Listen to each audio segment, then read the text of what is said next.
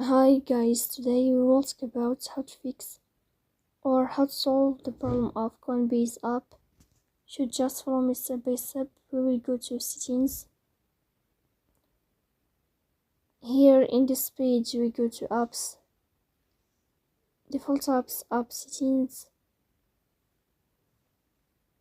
Then in this list you will search about Coinbase and you will click.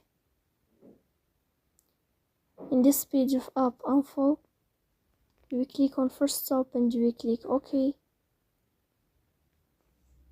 Here you will enter to the window of storage. Then we click on clear cache. In the end you will turn off your phone and you will restart your phone again to fix that problem. So please don't forget to support us by like and subscribe.